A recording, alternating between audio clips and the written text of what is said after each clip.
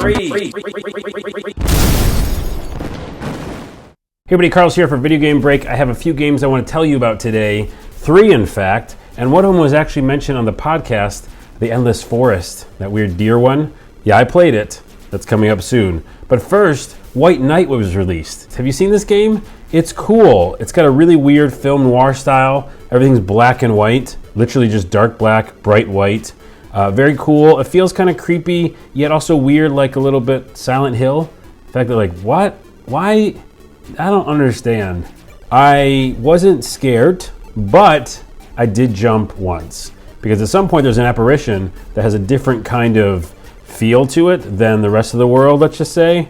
And I was like, what is going on? The only thing I don't like is that you have to save by sitting down in this chair. So you can kind of lose a lot of progress that way if you're kind of far into this house or mansion or something and you have forgot to go back to a chair, you lose all that progress, so that's kind of sucky. I love saving wherever I can save.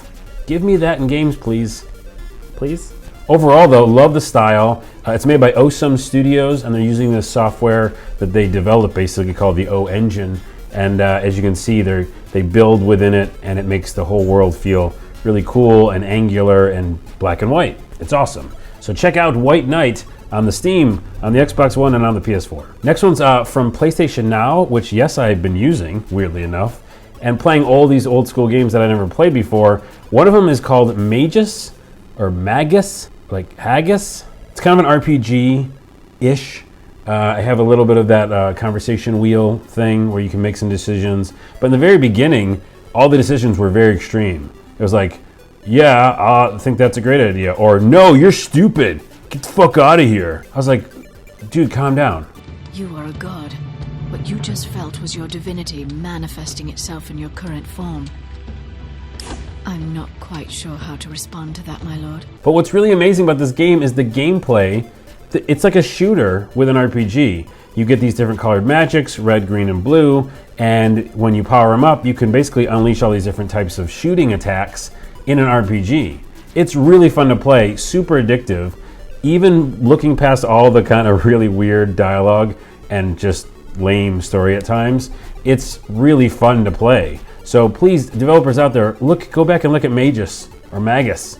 It's freaking amazing. One little fun fact though, it's basically Dragon Age Inquisition. There's rifts in the sky. You got to shoot the rifts out of the sky so the monsters don't keep coming out of them. You are basically called a god.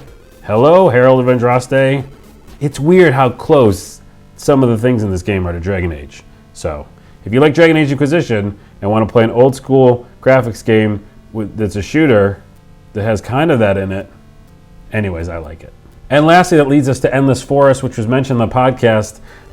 It is ridiculous. Thank you to Adam Lang for mentioning that on the podcast. It is, you play a deer, and you have a human face.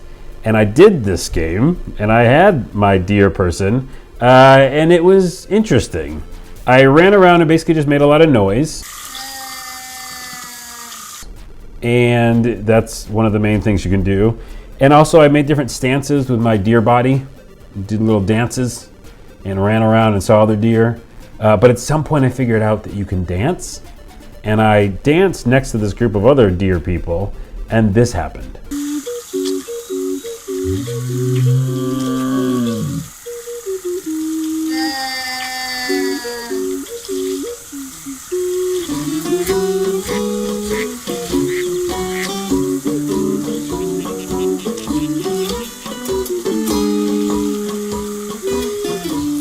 Yeah, magical magic.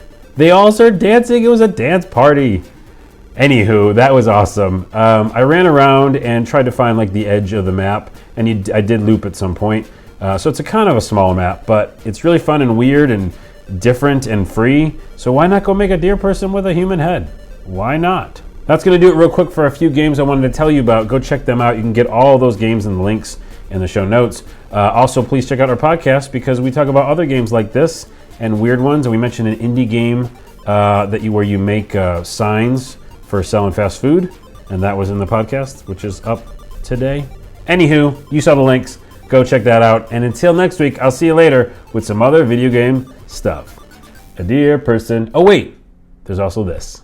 It's gonna seal up all the yummy treats inside. Ta-da! Here are our chocolate classic controllers.